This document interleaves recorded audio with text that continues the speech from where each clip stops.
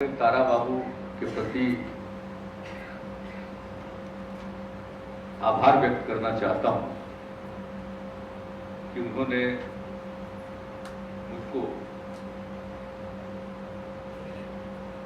भूटान यात्रा के अपने अनुभवों को आपके समक्ष प्रकट करने का अवसर प्रदान किया है।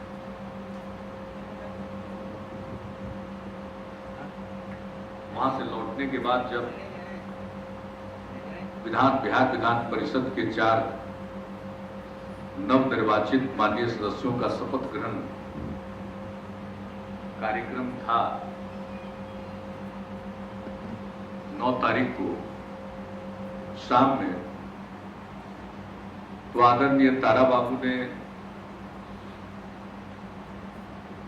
ये मुझसे कहा, मैंने कहा कि ये तो आपका आदेश है। वैसे मैं प्रारंभ में थोड़ा रिलक्टेंट था। मैंने कहा कि अब इसमें किन्हीं की क्या दिलचस्पी होगी, लेकिन जब तारा बाबू ने कहा तो इनकी बात को टालना तो मेरे लिए संभव नहीं था। और आज जब ये कार्यक्रम आयोजित हुआ है तो मैं देख रहा हूं आप सबकी उपस्थिति इस बात को दर्शाती है कि भूटान की हमारी यात्रा को लेकर एक दिलचस्पी पैदा हुई थी। और इस तरह से अगर हम राज्य की तरफ से कहीं जाते हैं और अपने अनुभवों को सबों के समक्ष प्रकट करें, जो तो हम लोग आने के बाद मीडिया के माध्यम से संक्षेप में व्यक्त कर चुके हैं, लेकिन इस प्रकार से कि आप इस विषय पर अब कुछ बोलिए, तो ये मैं समझता हूं कि एक नई परंपरा की शुरुआत आपने की है। बहुत पहले हुआ था, एक रोज श्री शिव प्रसन्न यादव मुझसे मिले तो वो बता रहे थे कि जब दरोगा बाबू मुख्यमंत्री थे तो बाहर गए थे, तो एक कार्यक्रम आयोजित हुआ और उन्होंने अपने अनुभव लोगों को शेयर किए, तो ये बता रहे थे। लेकिन पिछले 1-2 दशक में इस प्रकार का अनुभव हम लोगों का नहीं है। हमारा भी सरोकार विधानमंडल से 25 साल से ज्यादा पुराना हो चुका है और विधानमंडल में नहीं थे, लेकिन विधायी गतिविधियों में दिलचस्पी होने के कारण मैं इन सब चीजों पर नजर रखता था। तो इस बात के लिए मैं तारा बाबू के प्रति शुक्रगुजार हूं कि उन्होंने ये अवसर दिया। और मैं 2-4 बातें रखने की कोशिश करूंगा। और ये एक ऐसी चीज है, एक ऐसा कार्यक्रम है कि इसके लिए अगर अनुभवों को ठीक ढंग से, व्यवस्थित ढंग से तैयार करने का मुझे अवसर मिलता तो ज्यादा बेहतर ढंग से हम अपनी बात को रखते। तो कभी यहां से कभी वहां से लेकर मैं बगैर कोई भूमिका के 2-4 बात आपके समक्ष रखना चाहूंगा। सबसे पहले भूटान की जो हमारी यात्रा थी उसकी पृष्ठभूमि बताना मैं उपयुक्त समझता हूं।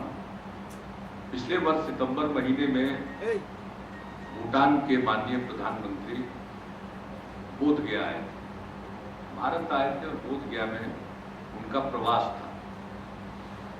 और उनका आने का कार्यक्रम इसलिए बना था कि वे महाबोधि सोसाइटी के अध्यक्ष निर्वाचित हुए और वो अध्यक्ष पद का दायित्व ग्रहण करने के लिए यहां पधारे और उनकी इच्छा थी कि हम उनसे मिले। भारत सरकार के विदेश मंत्रालय ने मुझसे कहा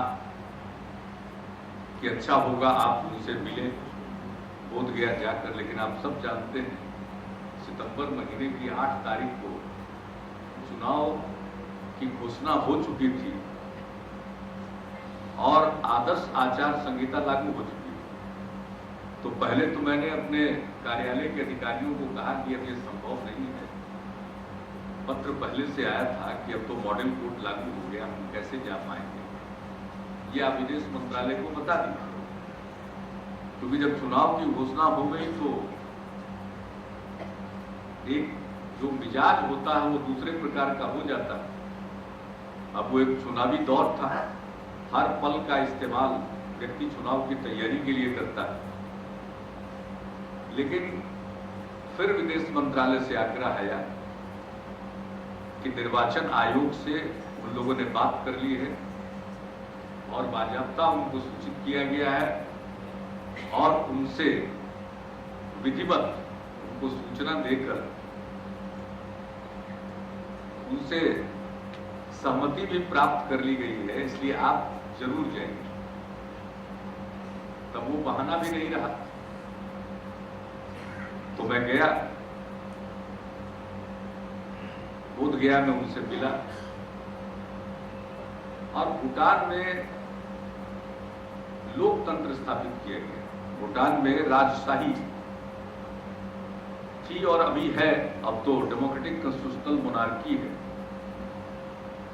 जनतांत्रिक संवैधानिक राजशाही है। लेकिन एक विचित्र बात है, उस पर हम बाद में आएंगे। वहां भूटान नरेश ने ही पहल की कि लोकतंत्र स्थापित हो, तो इस विषय पर हम बाद में आएंगे। तो 2008 में जब लोकतंत्र स्थापित हुआ, चुनाव हुआ, तो ये पहले निर्वाचित प्रधानमंत्री थे हैं, तो उनसे मिलने की उत्सुकता भी थी। बहुत अच्छी बातचीत हुई। भूटान और भारत के संबंध में, बिहार के बारे में उन्हें बहुत कुछ मालूम था। बिहार के समसामयिक परिस्थितियों के बारे में उन्हें मालूम था और बिहार में चुनाव होने वाला है, बिहार की क्या परिस्थिति है, इन सब चीजों से भी वाकिफ थे।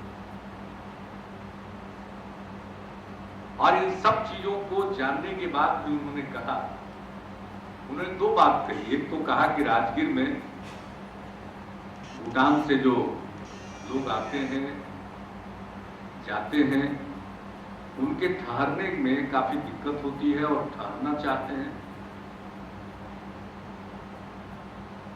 और सब लोग जाना चाहते हैं बोध गया जाने के क्रम में या बोध गया से लौटकर भूटान जाने के क्रम में। तो वहां कुछ हम लोगों की सहायता करिए। वहां हम लोग एक धर्मशाला और एक मंदिर बनाना चाहते हैं।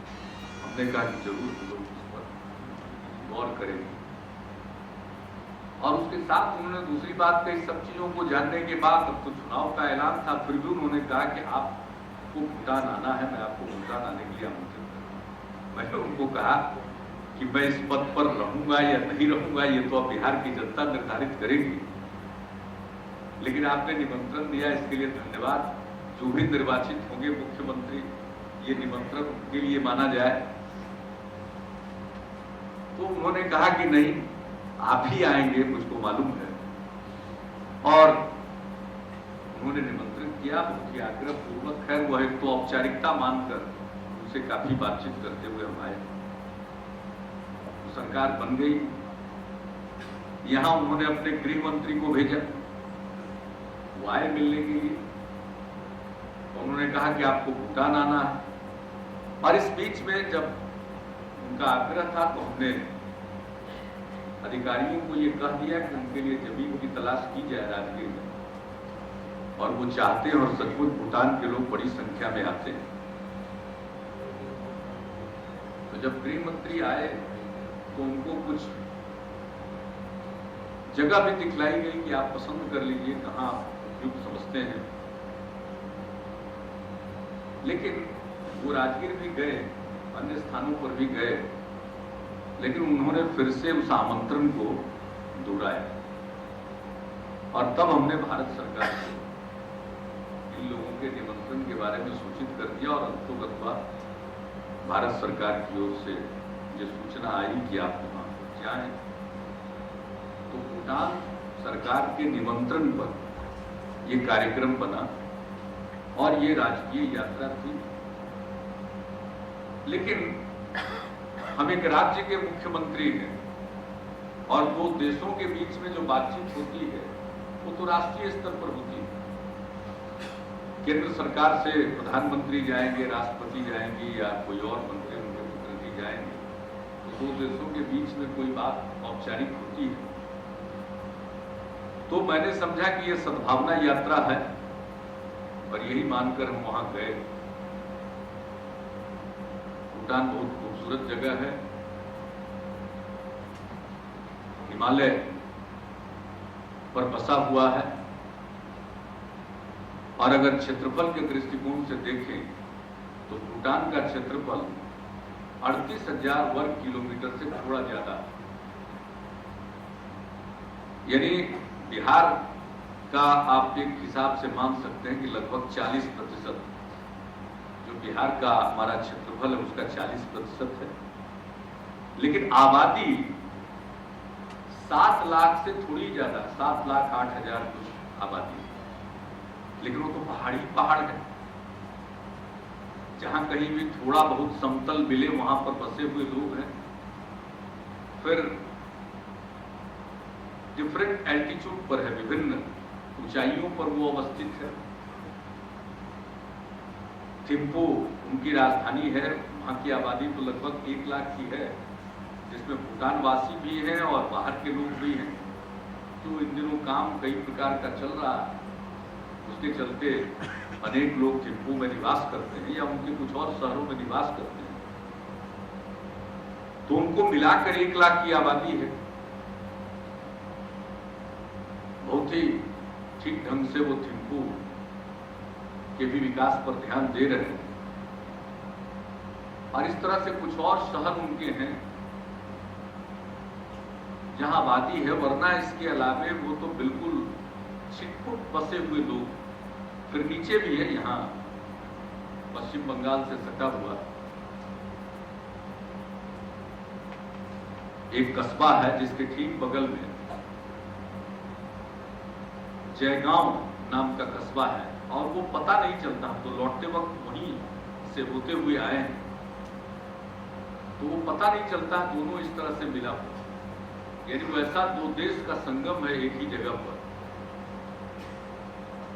तो वहां भी बिहार के भी लोग बसे हुए हैं। बिहार के बहुत लोग वहां काम करते हैं और खास करके जो निर्माण का कार्य वहां चल रहा है उसमें बिहार के बहुत लोग काम करते हैं। और एक शिकायत आमतौर पर वहां जो बिहार के संदर्भ में मुझको सुनने को मिली वो यह थी कि भाई बिहार के लोग आते थे यहाँ निर्माण कार्यों में काम करने के लिए, अब आने वालों की संख्या बहुत कम हो गई है और हम लोगों को अब कठिनाई हो रही है। ये आम शिकायत भूटान में भी सुनने को मिली। ये देश के अंदर तो गुजरात में या महाराष्ट्र में या पंजाब में अनेकों बार सुनने को मिली है, लेकिन भूटान में भी ये सुनने को मिली।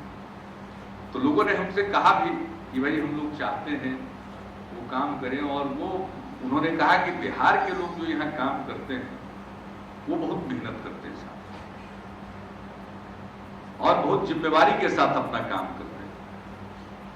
और अन्य लोगों के बारे में जो कुछ भी कहा उसकी चर्चा करना उचित नहीं है, और वो भी आज के दिन चर्चा करना तो बिल्कुल ही उचित नहीं है। लेकिन उनकी ख्वाहिश थी कि और बिहार के लोग आए, लेकिन उनको संख्या आने वालों की कम हो रही थी। हर स्तर पर देखा कि ये उनकी चिंता थी, क्योंकि काम बहुत हो रहा है। तो आबादी बहुत कम है, क्षेत्रफल ज्यादा है, लेकिन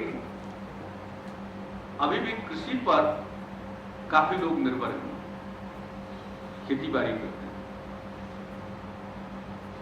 अब भूटान जो एक देश के रूप में विकसित हुआ, तो भूटान में एक खास बात हमने देखी, और वो एक अपने आप में एक खास अनुभव हम उसको कर सकते हैं। उसकी चर्चा हम करेंगे, लेकिन भूटान की एक तो जैसा हमने कहा आपको कि आबादी कम है, लेकिन ये जो भूटान आज का आधुनिक भूटान है, इस रूप में ये विकसित हुआ है, बहुत तो ईसा पूर्व उसका अस्तित्व है। लेकिन अभी जो भूटान है ये 17वीं शताब्दी में कई प्रकार से था, कबीलों में, राजाओं में बटा हुआ था, लेकिन एक भूटान का स्वरूप वहां उनको 17वीं शताब्दी में प्राप्त हुआ है। और जिन्होंने ये भूटान को एक किया, उनकी मूर्ति वो भगवान बुद्ध के बाईं तरफ रखी। और बौद्ध धर्म तो और पहले से आ गया होगा, लेकिन बौद्ध धर्म का प्रचार वहां एक भारतीय मॉन्क नहीं किया। पद्मसंभव, उनको लोग गुरु रिम्पोसे नाम से पुकारते हैं। पद्मसंभव, गुरु पद्मसंभव, वो 8वीं शताब्दी में वहां गए। और उनकी इतनी इज्जत है कि भगवान बुद्ध की जो प्रतिमा होती है, उनके दाहिने तरफ गुरु पद्मसंभव की प्रतिमा लगती है और उनको गुरु रिम्पोसे वहां करते हैं। और दूसरा जो हमने कहा कि जिन्होंने भूटान का ये स्वरूप कायम किया,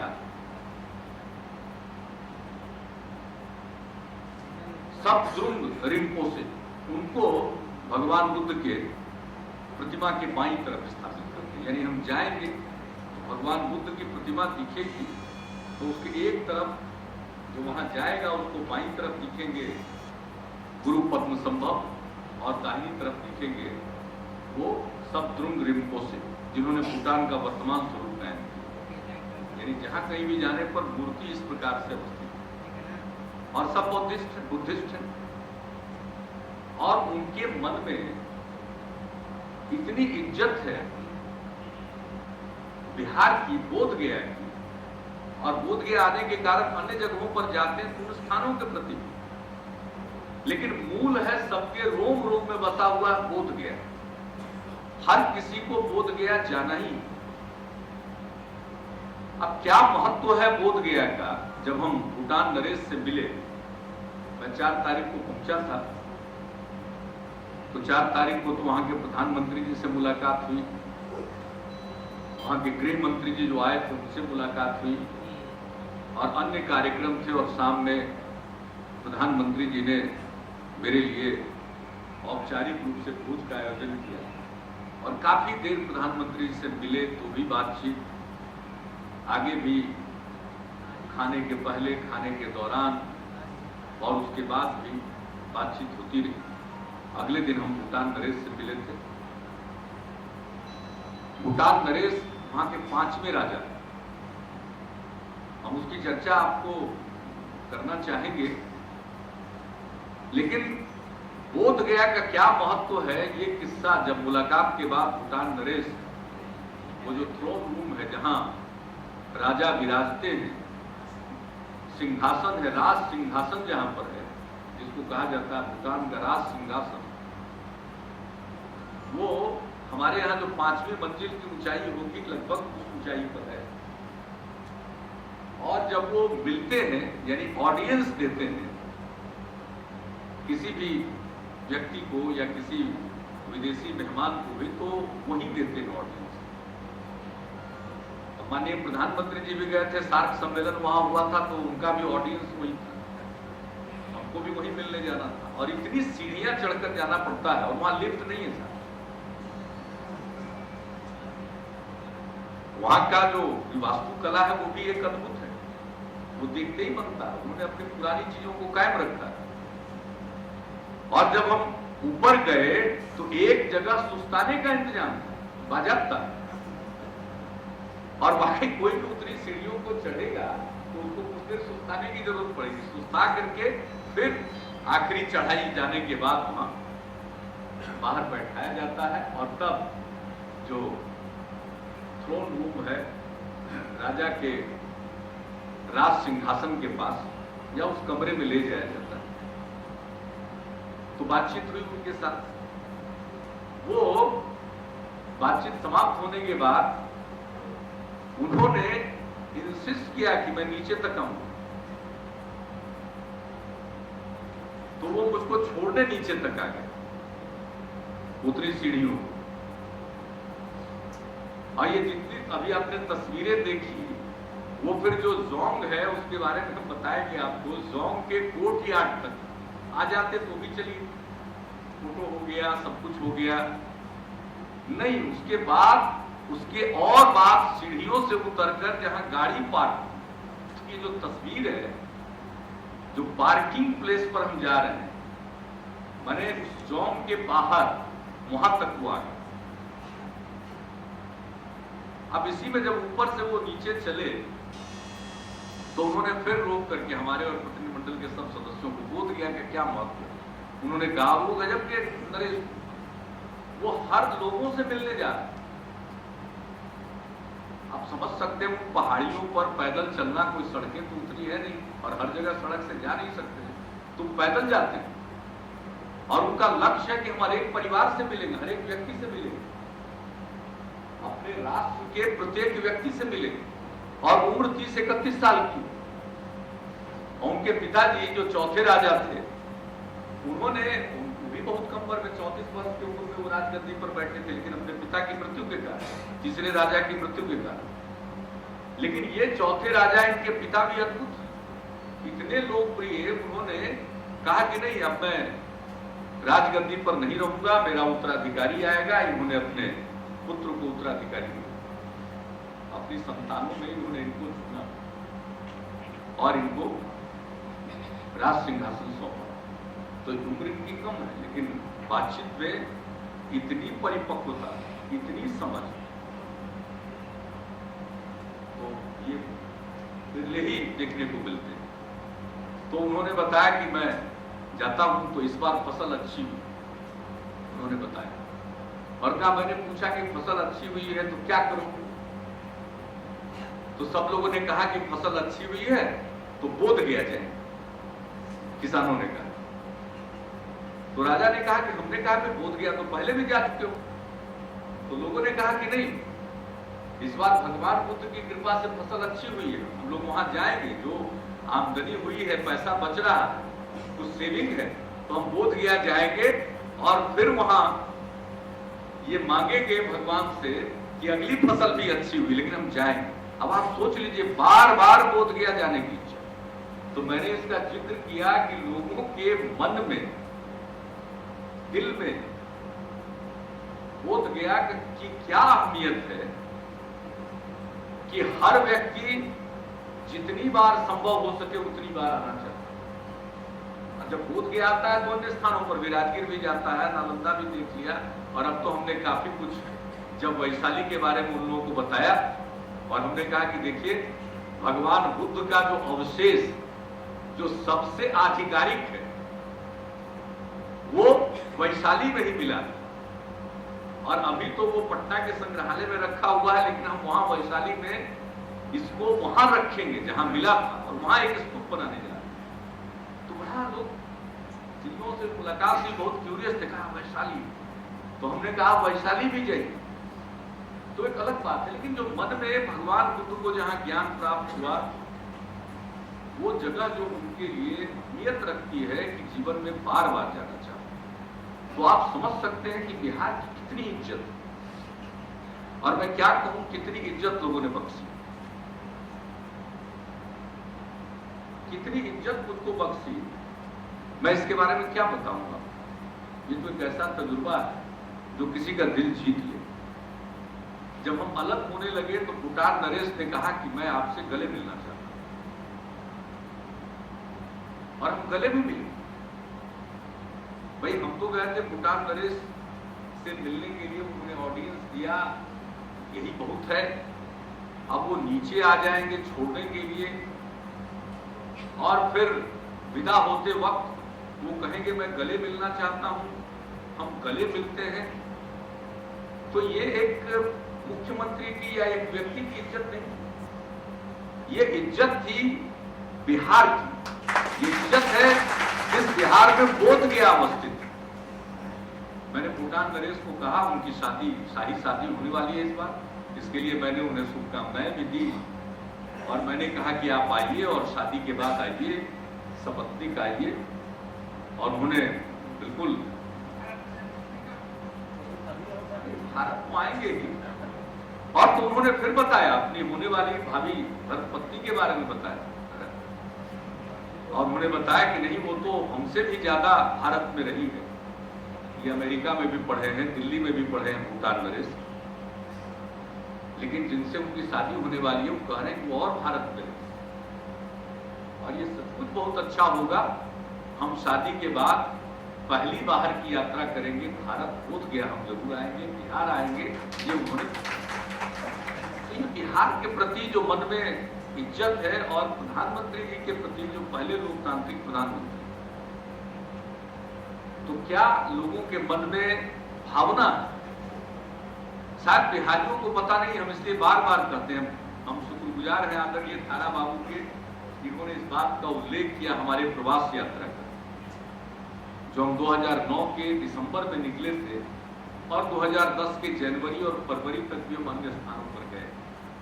राजगीर से हमने शुरू किया। मेरी बड़ी दिन की इच्छा थी, भले ही मैं नालंदा जिला मेरा पैतृक आवास है, पहले तो नालंदा और पटना एक ही जिला था, 72 में बट गया, तो पटना जिला में भी हमारा घर है, जन्म हुआ पटना जिला के बख्तियारपुर कस्बे में, लेकिन मेरे पिताजी का जन्म और मेरा पैतृक आवास कल्याण बिघा है जो नालंदा जिले में पड़ता है। तो पटना हो या नालंदा, हम लोग सब स्थानीय है राजगीर के, जाते थे, एक आध रात रुकते थे, एक आध दिन रुकते थे, बहुत जगहों पर जाने का अनेकों बार तजुर्बा। गर्म पानी के कुंड में स्नान किया, झरने में स्नान किया, कुछ पहाड़ पर भी गए, लेकिन ये मेरे मन में ख्वाहिश थी बहुत दिनों की कि हम लगातार कुछ दिन राजगीर में रहें, क्योंकि मुझको लगता था कि हम ठीक से राजगीर के हर चीजों को देख नहीं पाए। तो हमने प्रवास यात्रा की शुरुआत की थी 25 दिसंबर 2009 को राजगीर से, और उसके बाद हमने कार्यक्रम बनाया था कि हम जाएंगे बोध गया। उसके बाद हम गए वैशाली, वैशाली के बाद हम गए बोध गया। तो इन सब जगहों पर हमारा तजुर्बा, और फिर हम गए छपरा जिले में, जिसका जिक्र किया तारा बाबू ने, और चिराग भी हम देख लेंगे। कम से कम 5000 साल पुरानी सभ्यता की निशानी है वहां। वैशाली हम जय गए तो चेचर भी गए, अनेक जगहों पर गए।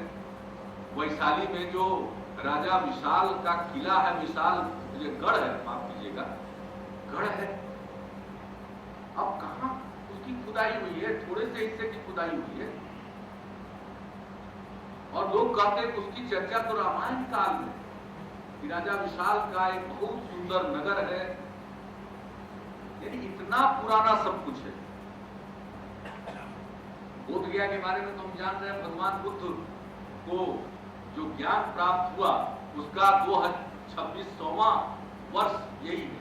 अब यही बुद्ध पूर्णिमा 17 मई को 2600 साल पूरा होने जा रहा उनके ज्ञान प्राप्ति, और 2550 साल निर्माण का हुआ था, जिसकी स्मृति में हम पटना में बुद्ध स्मृति पार्क बनाने का हम लोगों ने निर्णय लिया, जिसका उद्घाटन पिछले वर्ष बुद्ध पूर्णिमा के अवसर पर परम पावन दलाई लामा जी ने किया, आप सब लोग जानते हैं।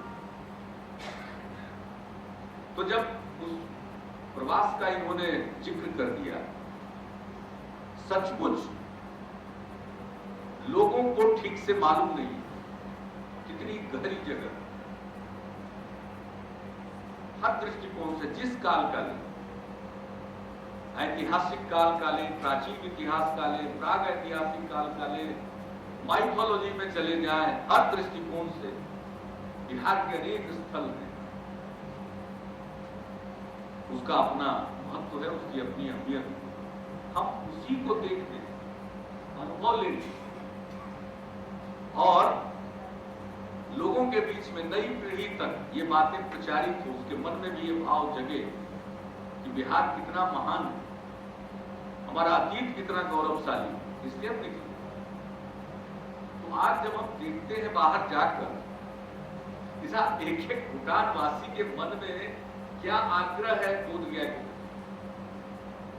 राजगीर की जो पहाड़ियां उनके बारे में विशेषज्ञ बताते हैं कि उन पहाड़ों की आयु 2.5 करोड़ वर्ष से लेकर 18 करोड़ वर्ष के बीच में, और हिमालय की आयु 50 लाख वर्ष आगे है। आप कल्पना करिए कितना पुराना इलाका, किस पुराने इलाके पर हम लगे बैठे हुए। हम लोगों का सौभाग्य है कि यहाँ हम लोगों ने जन्म प्राप्त किया, यहाँ काम करने का मौका मिल रहा है।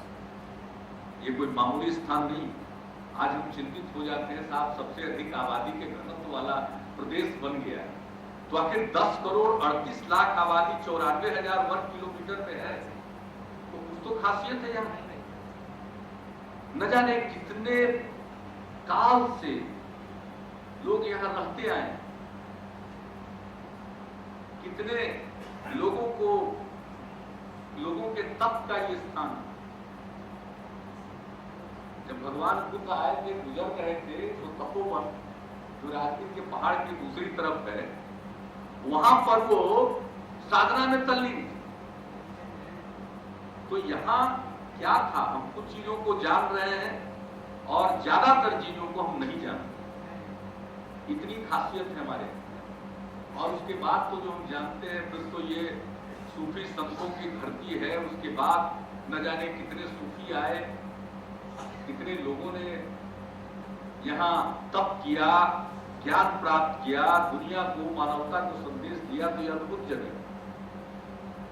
इसलिए ये बात ठीक है, हमारे मन में ये बात आती है कि हमको अपने जरूरी समस्याओं का हल करना है, लेकिन हमें अपने अतीत से भी अपने आप को संबद्ध करना है, कनेक्ट करना है।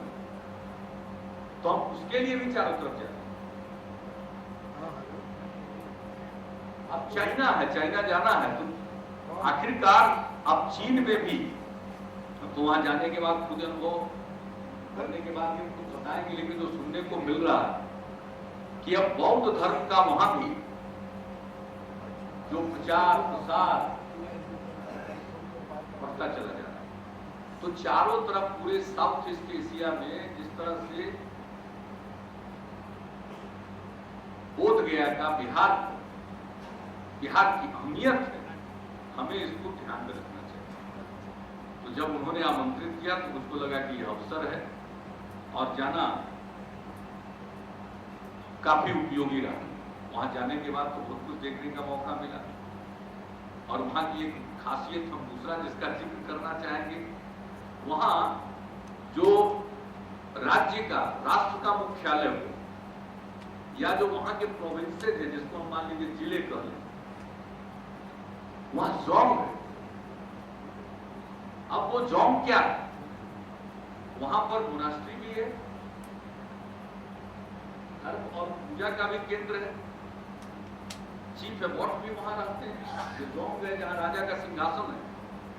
तो राज सिंहासन भी है, और जो भूटान के मुख्य या प्रमुख बौद्ध भिक्षु हैं, चीफ एबॉट, उनका भी निवास वही।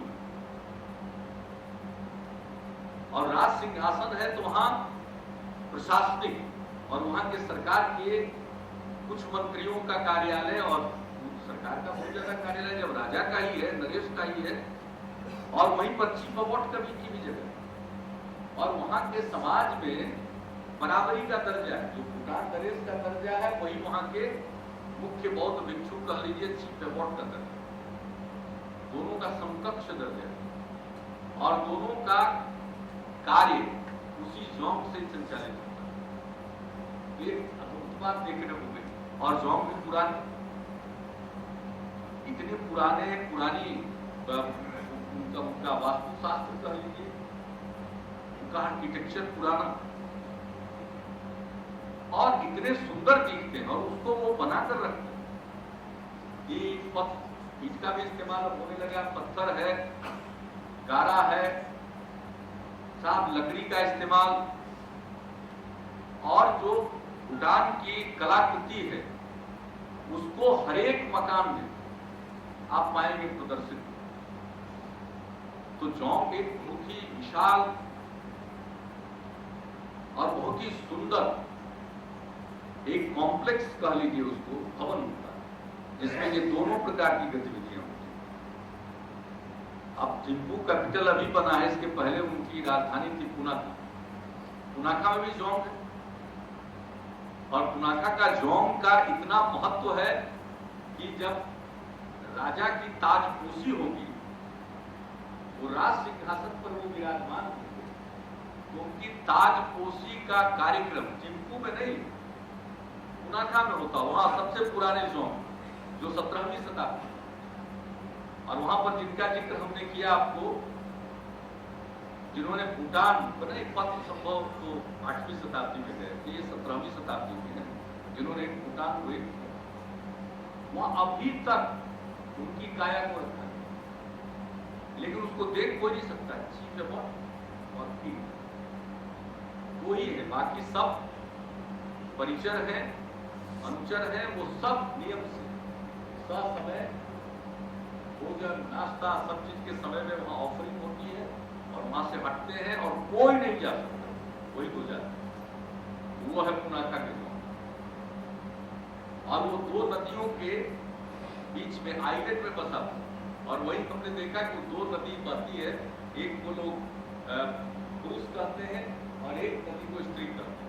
तो हमने वहां कहा भी कि यहाँ ब्रह्मपुत्र है नदी जो पुलिंग, बाकी सब नदियों को हम स्त्रीलिंग मानते हैं, लेकिन ब्रह्मपुत्र नदी नहीं है, ब्रह्मपुत्र बैठिए न सोच पुलिंग है, तो ब्रह्मपुत्र नद है। तो वहां हमने देखा कि साहब वो भी वहां दोनों का, और उसी के बीच में वो अवस्थित है, वो उसी के बीच में अवस्थित है, और वहां पर जाने के लिए ब्रिज बना हुआ। वो ब्रिज एक बार बहुत वहां जो ऊपर का ग्लेशियर था वो बर्स्ट किया, तो उसके चलते बहुत तबाही हुई थी वहां, तो वो ब्रिज भी टूट गया था। फिर उसको उसी प्रकार और चौड़ा करके लोगों ने बनाया, और जो एक नदी थी दूसरी, उसको उन्होंने डाइवर्ट किया, थोड़ा आगे बढ़ाया, तो उस जोंग के लिए और जगह निकल आई है। तो वहां भी जाने का हमको मौका मिला, और इन सब चीजों को देख करके वहां जिस प्रकार से, और जो सबसे बड़ी बात कि वहां का सिद्धांत, और ये चौथे राजा ने प्रतिपादित किया, जो वर्तमान राजा है इनके पिताजी, कहा कि साहब जीडीपी की बात तो सब करता है, घरेलू सकल घरेलू उत्पाद ये होना चाहिए, सकल राष्ट्रीय प्रसन्नता, ग्रॉस नेशनल हैप्पीनेस। अब मेरी बड़ी दिलचस्पी हो गई, यहाँ के प्रधानमंत्री जब आए थे, उनसे भी हमने पूछा, फिर वहां गए तो हमने चर्चा भूटान नरेश से भी की कि आखिर इसको कैसे आप परिभाषित करते हैं या कैसे मापते हैं, और मापना तो एक कठिन काम है। प्रसन्नता को कैसे मापे, हैप्पीनेस को कैसे मापे? तो उन्होंने बहुत सुंदर बात कही कि भाई क्या बॉडी, माइंड, स्पीच, तो इस प्रकार से कहने का मतलब है कि स्वास्थ्य पर ध्यान दो, शिक्षा पर ध्यान दो, माइंड, स्पीच, आजादी, लोकतंत्र। तो ग्रॉस नेशनल हैप्पीनेस का जो तीन मजबूत और विशिष्ट आधार है, उसमें इसको भी जो मानते हैं, इसलिए यही पृष्ठभूमि है कि वहां के राजा ने खुद कहा कि लोकतंत्र होना चाहिए, और अद्भुत है, बाकी जगहों पर लोकतंत्र के लिए संघर्ष होता है, लेकिन वहां के राजा ने भूटान में घूम घूम कर कहा, लोग खुश थे, भूटान नरेश लोकप्रिय हैं, और अपनी लोकप्रियता के कारण उन्होंने लोगों को समझाया, और चूंकि किंग कह रहे हैं, भूटान नरेश कह रहे हैं, इसलिए लोगों ने स्वीकार किया, लोकतंत्र होना चाहिए, जनता का शासन होना चाहिए, और संविधान में प्रावधान अपने रिमूवल का भी कर दिया।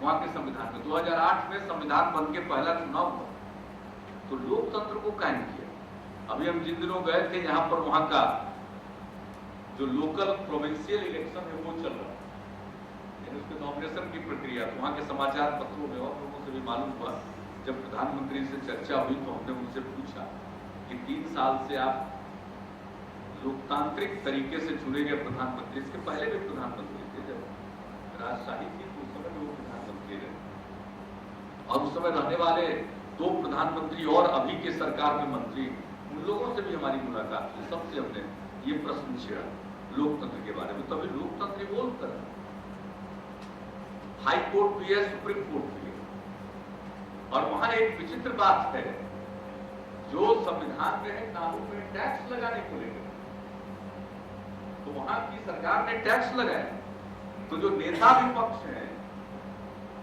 और वहां जो चुनाव हुआ है नेशनल असेंबली, ऐसे तो उसमें हो सकते हैं अधिकतम 55 सदस्य, लेकिन इस बार डिलिमिटेशन के जरिए 47 सदस्य, तो 45 रूलिंग पार्टी के मेंबर और 2 अपोजिशन के मेंबर है। लेकिन जब इन्होंने टैक्स बढ़ाया किसी चीज में, तो वो चले गए कोर्ट, नेता विरोधी दल, और कोर्ट ने उनको कहा कि ये ठीक है, ये आप कर ही नहीं सकते हैं कानून के मुताबिक। तो इस तरह का भी चल रहा है, वो कर रहा है। तो और भी अभी चुनाव वहां चल रहा था स्थानीय निकाय, तो बहुत ही इंटरेस्टिंग घटना वहां घट रही है कि जो ये लोकतंत्र कायम हुआ, तो पहले प्रिलिमिनरी इलेक्शन हुआ कि भाई जितनी पार्टियां हैं सब चुनाव लड़ी, और उसके बाद अंत में बाकी एलिमिनेट हुए, फर्स्ट और सेकंड 2 पार्टियां रह गई, तो 2 पार्टी सिस्टम हुआ। अब यही 2 पार्टियां, तो नेशनल असेंबली तो पार्टी के आधार पर, लेकिन जो नेशनल काउंसिल है उसका भी चुनाव होता है और 5 मनोनीत होते हैं। लेकिन जब उसका जो चुनाव होता है वो अराजनैतिक होता है, ए पॉलिटिकल, नॉन पॉलिटिकल नहीं, ए पॉलिटिकल, वो किसी पार्टी के सदस्य नहीं हो सकते। ये भी नहीं कि जैसे हमारे पंचायत की व्यवस्था है कि पार्टी के सदस्य भी हैं, लेकिन पार्टी के नाम पर नहीं निर्दलीय लड़ सकते, वहां ये नहीं है। आपको किसी पार्टी का सदस्य भी नहीं होना, क्योंकि नई नई चीज है नेशनल काउंसिल, अपर हाउस, उसमें एपॉलिटिकल, यानी कोई पार्टी के सदस्य नहीं, वो चुनकर आते हैं। और अभी जो लोकल गवर्नमेंट इलेक्शन चल रहे हैं उसमें भी यही है, और राजनीतिक या पॉलिटिकल होने, यानी जो पार्टी से जुड़े हुए थे वो पिछले 2 वर्षों से किसी को पार्टी का सदस्य नहीं रहा। मान लीजिए लोगों ने पार्टी को इस्तीफा दे करके, क्योंकि बहुत अधिकार दिए गए हैं लोकल गवर्नमेंट को, बहुत ज्यादा अधिकार है डेवलपमेंट के मामले में, तो ये भी लोग चुनाव लड़ने गए, तो बहुत लोगों का वहां के चुनाव आयोग ने नॉमिनेशन रद्द कर दिया, जो सत्तारूढ़ पार्टी से भी छोड़कर गए, विपक्ष से भी गए। तो वहां एक अभी विवाद चल रहा था, इस खास दौर में हम जब गए तो देखा वहां के प्रधानमंत्री जी ने नेशनल असेंबली, नेशनल काउंसिल और दूसरे लोगों का जो पिटीशन प्राप्त हुआ, उसके आधार पर उन्होंने टीम को पिटीशन दिया कि इसके बारे में कुछ निर्धारित होना चाहिए, वरना सुयोग्य लोग चुनाव लड़ने से वंचित हो गए। ये दौर भी चल रहा, चुनाव आयोग अपना रूप दिखा रहा, तो वहां लोकतांत्रिक संस्थाएं उभर रही, अभी नया नया लोकतंत्र है। लेकिन राजा वहां के इतने व्यावहारिक और परिपक्व हैं, वो सबको कहते हैं कि डायलॉग। अभी हम जब गए हुए थे तो उनका डिग्री जारी था, ये जो नॉमिनेशन रिजेक्ट हुआ है, उन्होंने ये नहीं कहा कि नॉमिनेशन इंटरप्ट किए, ये नहीं कहा कि रिजेक्ट करिए, का संविधान है, और आगे बढ़ने के पहले जो मतभेद हैं इनको आपसी बातचीत से बांटने की कोशिश कीजिए, दूर करने की कोशिश कीजिए। उनका निर्देश यही हुआ कि बातचीत करिए और दूर करिए। इलेक्शन कमीशन की भी उन्होंने कोई आलोचना नहीं की, इलेक्शन कमीशन को कहा आपने बहुत अच्छा काम किया, लोकतंत्र में संसद का चुनाव कराया, ठीक है, तो वहां सरकार का एक मत, राजनीतिक दल, चुनाव आयोग, और इधर टैक्स लगा तो सुप्रीम कोर्ट तक विपक्ष के नेता को सफलता मिली। राम बच्चन बाबू बैठे हुए हैं, खुश हो रहे होंगे, लेकिन वहां का यही विधान है, यही संविधान है, तो इवॉल्व कर रहा है। तो बहुत अच्छे पीरियड से गुजर रहा, मतलब। और सबसे बड़ी बात है कि राजा ने खुद कहा लोकतंत्र अपनाओ, तो ये खतरा नहीं है कि लोकतंत्र को फेल करा करके फिर से कोई वापस राजशाही लाएगा। वहां के तो राजा ही चाहते हैं कि लोकतंत्र कायम हो। एक अद्भुत बात भूटान में ये अपने अनुभव की, तो अभी के दौर में लोकतंत्र कायम हुआ है, इवोल्व हो रहा है, उभर रहा है, विकसित हो रहा है, लोकतांत्रिक संस्थाएं उभर रही हैं, सबके आपस में अधिकारों को लेकर भी टकराव भी थोड़ा चल रहा है, जो कि स्वाभाविक है। लेकिन वहां एक संवैधानिक प्रक्रिया से काम चल रहा है। ये बहुत ही मेरी समझ से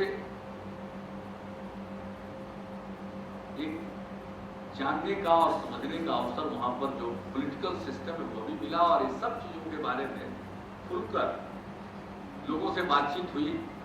हमने प्रधानमंत्री जी से पूछा कि इस परिस्थिति में आप क्या करेंगे, कैसे करेंगे, तो देखा कि सब एक दूसरे की प्रशंसा भी करते हैं, तो उसमें एक गुंजाइश दिखती है। ये नहीं कि भाई हम किसी की आलोचना करते हैं, एक संस्था दूसरी संस्था की आलोचना भी नहीं करते, लेकिन आपस में डायलॉग तो बहुत अच्छा हमने देखा कि परिपक्व माहौल है और बहुत सुंदर वहां का वातावरण है, पर्यावरण।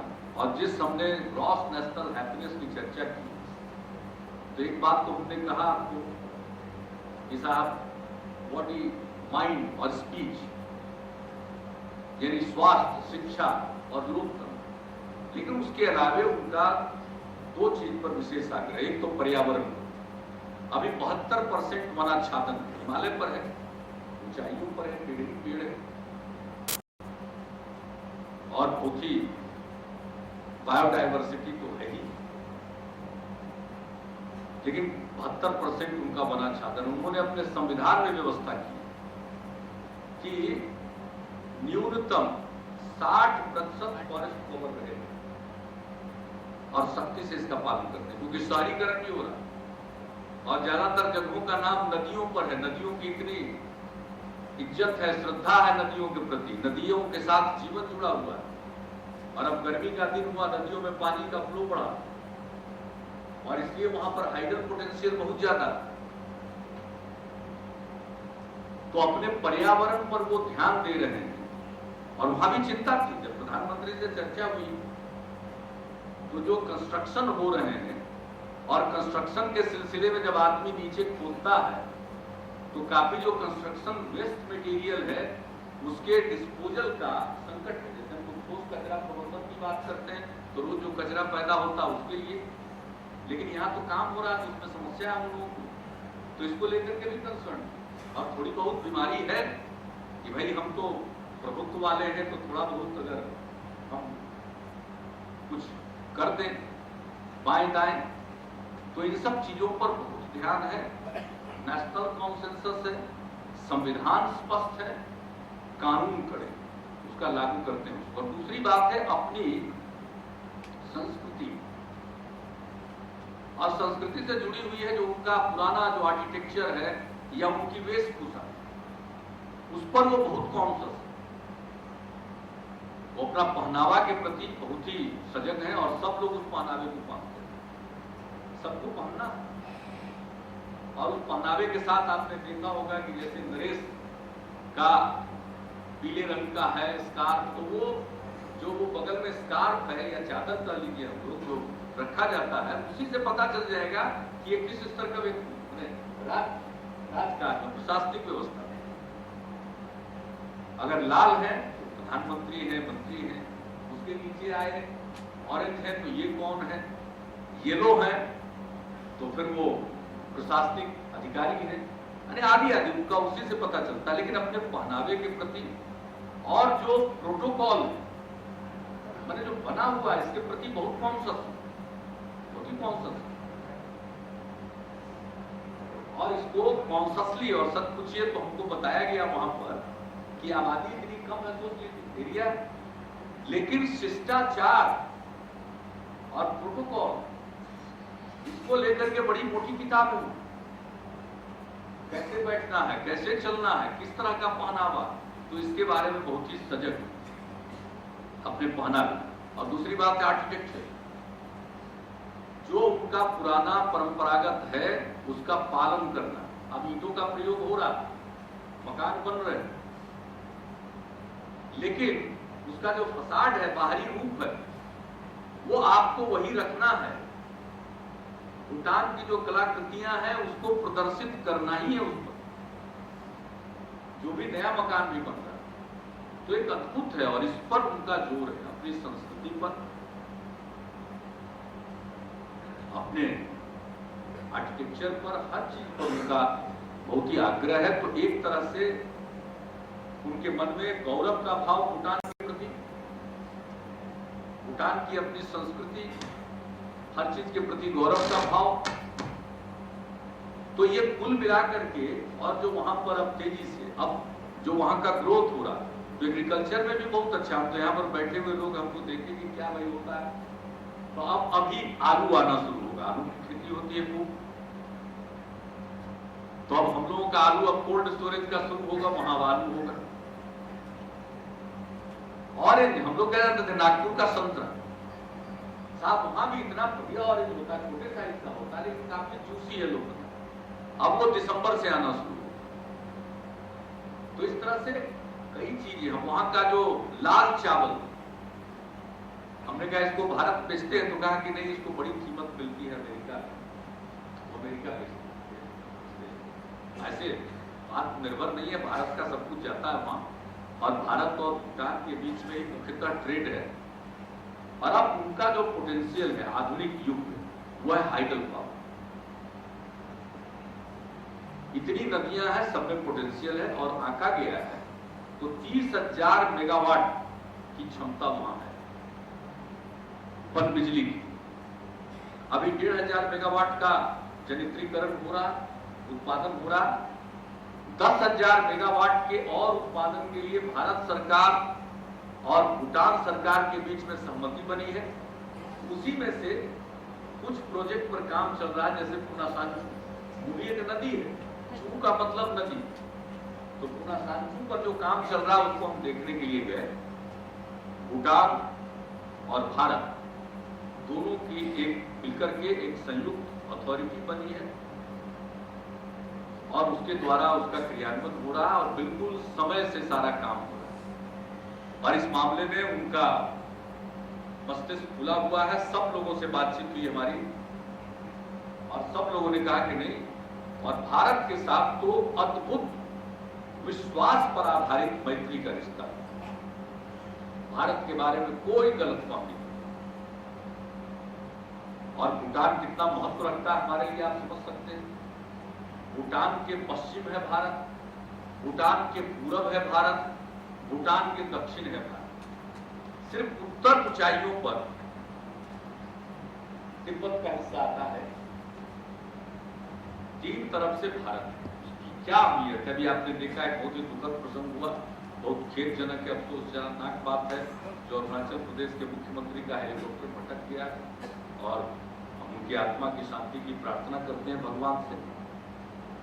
और जिस ढंग से 4 दिन तक भूटान सरकार के लोगों ने मेहनत की, और जब वो वहीं थे उनको खोजने के क्रम में, वो दोनों चूंकि लगा हुआ इलाका है, हुआ कि भूटान के इलाके में वो हेलीकॉप्टर खो गया होगा या गिर गया होगा, तो खोजने के लिए इतनी टीम, एक एक मतलब जर्रा जर्रा, चप्पा चप्पा खोजा गया। और इस सिलसिले में वो स्नो ब्लाइंडनेस भी हुआ उनके, एक आध टीम उनकी खो गई कि कहां गई पता नहीं है, संपर्क टूट गया, तो कई प्रकार की उनको कठिनाइयां आई। खैर उनकी आंख का भी इलाज हो गया, लेकिन उन्होंने बहुत मेहनत की। एक संयोग की बात है कि वो गतवा भारत की सीमा में अरुणाचल में, तो कितना एक दूसरे से जुड़ा हुआ संबंध है। एक तरफ सिक्किम है, एक तरफ अरुणाचल है, नीचे दक्षिण में आएंगे तो एक हिस्सा पश्चिम बंगाल है, एक हिस्सा असम।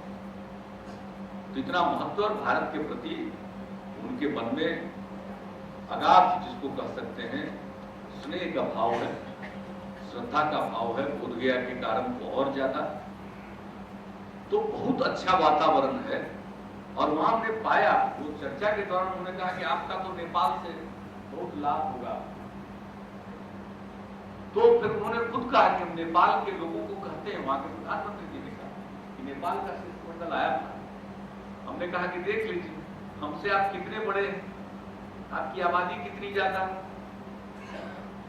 और हमने पनबिजली पर ध्यान दिया है तो हमारे यहाँ बिजली की कोई किल्लत नहीं, और हम बिजली से जो हमारी आमदनी होती है उससे हमारे राष्ट्रीय अर्थव्यवस्था सुदृढ़ होती चली जा रही है।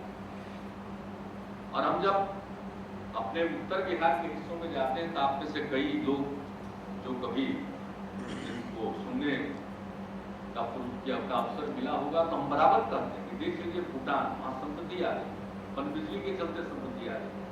और भूटान में तो 30,000 मेगावाट का पोटेंशियल है, नेपाल में 90,000 से लेकर 1 लाख मेगावाट का पोटेंशियल है। लेकिन एक तरफ भूटान की राजनीतिक स्थिति ऐसी है कि आप 30,000 मेगावाट के 30,000 मेगावाट पर काम कीजिए, वो तत्पर है, और नेपाल में बात नहीं रही है, ये बहुत ही, लेकिन भूटान के लोग ये भी देखते हैं। और जो हम वहां पर हाइडल प्रोजेक्ट 25-30 साल पुरानी परियोजना होगी और ताला अभी हाल की परियोजना है, सबको देखने का मौका मिला, पूरी एफिशिएंसी के साथ काम हो रहा है और वो वहाँ की बिजली भारत को मिल रही है। उसका एक हिस्सा बिहार को भी मिलता है। हमने वहां पर देखा कि जिस ढंग से काम हो रहा, तो हम ये भी देखने गए थे कि आखिर जब इतना बन रहा है कब तक बनेगा, हम बिजली संकट से जूझ रहे हैं, कुछ हम कहाँ क्या केंद्र के सामने रखें या भूटान में देख कर आए, हम लोगों के लिए क्या गुंजाइश है। तो हमने वहां पर महसूस किया कि काम अभी बहुत होना है। और हमने भारत सरकार से अनुरोध किया है कि साहब आप जो अभी तो 3 ही 4 परियोजना पर काम कर रहे हैं, 10,000 मेगावाट, ये सब पर काम और होना है, इसके अलावे भी और ज्यादा यहाँ की क्षमता है, तो ये सब पर काम होना चाहिए। पनबिजली परियोजनाओं पर भारत सरकार लगाए, भारत सरकार पैसा लगाती है, वो जो उनका इक्विटी है भूटान का वो ग्रांट के रूप में देती है और अपना पैसा लगाती है, फिर बिजली परियोजना और पैसा लगाती है, वो ऋण है, बिजली जो उत्पादन होता है वो अपनी जरूरत के लिए रखते हैं, बाकी बिजली हम खरीदते हैं। तो आगे भी और संभावना है, तो वहां पर धन की जरूरत है। तो मैंने वही महसूस किया कि साहब ये जो परियोजनाएं चल रही है इसमें राज्यों को भी कहा जाए, बिहार को भी कहा जाए कि आप भी अपना इक्विटी डालिए। हम डालना चाहते हैं, इसलिए डालना चाहते हैं कि ठीक है बिजली भारत खरीदेगा, उसका बंटवारा राज्यों को के बीच में ही होगा, वो तो हमको मिलना ही चाहिए। उसके बारे में हमारे माननीय ऊर्जा मंत्री जी ने पत्र भी लिख रखा है और हमने फिर अभी मिल करके कल ही हम मिलने गए थे जब सिंधे साहब से, तो रिट्रीट किया है अपने पत्र के जरिए कि भाई हमको पूरा दीजिए, नहीं तो कम से कम 1500 मेगावाट जो आ रहा, जो 2016 तक आ जाएगा अपना साल, वो हमको दीजिए। वहां पर तो लोगों को उतनी बिजली की जरूरत नहीं है, हमारी बिजली की जरूरत है, बगल में बिजली है, ये सारी बात है। तो हमने वहां पर ये भी अनुरोध किया है, कल भी कहा है हमने कि साहब हम लोगों को हम मिलना चाहते थे कल विदेश मंत्री जी से भी, चूंकि वैदेशिक मामला है तो अल्टीमेटली ये काम जो इनिशिएट होता है विदेश मंत्रालय से, जब भी वो उपलब्ध होंगे हम अगली बार जाएंगे, हम विदेश मंत्री जी से मिलना चाहेंगे और उसमें हम अपना ये प्रस्ताव देंगे। और हमारा प्रस्ताव यही है कि हमें भी भूटान में जो पनबिजली परियोजनाएं हैं उसमें केंद्र सरकार जो उनके पब्लिक सेक्टर अंडरटेकिंग है वो बनाएंगे, उसमें हमको भी भागीदार बनाए और उस भागीदारी के अनुरूप कम से कम हमारे लिए बिजली का कोटा सुनिश्चित तो हो जाए। तो भूटान की यात्रा पर गए तो जहां हमने ग्रॉस नेशनल हैप्पीनेस को देखा, भूटान के लोगों में जो बिहार के प्रति और भारत के प्रति जो एक मैत्री का भाव है, स्नेह का भाव है और बोध गया के प्रति जो श्रद्धा का भाव है, उसकी अनुभूति हुई।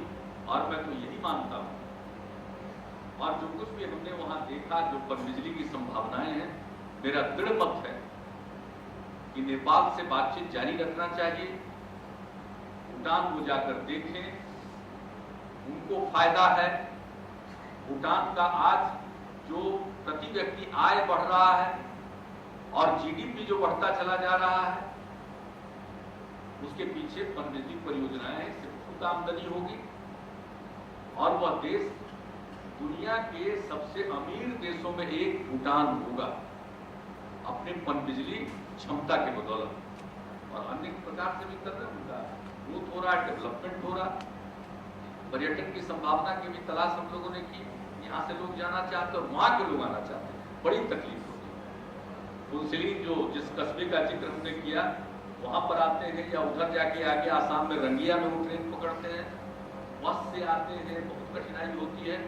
तो जो हमारा पर्यटन निगम है उसकी तरफ से वहां एक एग्जीबिशन रखा गया था, एक सांस्कृतिक कार्यक्रम हुआ और बिहारी व्यंजनों का हमने एक कार्यक्रम वहां आयोजित किया और इतना पसंद आया लोगों को बिहारी व्यंजन, चाहे वो बिहिया का पूरी सब्जी हो या लिट्टी चोखा हो या लाई हो या खाजा हो या कुछ भी हो, खिचड़ी भी बना हुआ, यानी और वहां कह सकते हैं कि वहां का एकदम बिल्कुल टॉप समाज के टॉप प्लेयर के लोग वहां पहुंचे हुए थे, कार्यक्रम में भी थे, बहुत आनंदित। वहां के अंतर्राष्ट्रीय संबंधों के मंत्री उस कार्यक्रम में थे और हमारे साथ भोज में भी थे और फिर वहां पर चर्चा भी हुई, काफी अच्छी बातचीत भी हुई और सब लोगों ने आनंद लिया।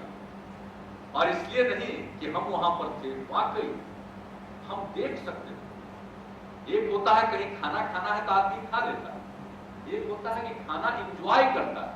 तो हमने महसूस किया, हम तो रोज खाते थे, खाने वाले, और इतना स्वादिष्ट व्यंजन सब बना बिहारी क्यूजिन्स का, बिहारी व्यंजनों का इतना सुंदर वहां पर इंतजाम था कि लोग आनंदित हुए और सचमुच एंजॉय किया भोजन पर। सबने कहा कि बहुत अच्छा है।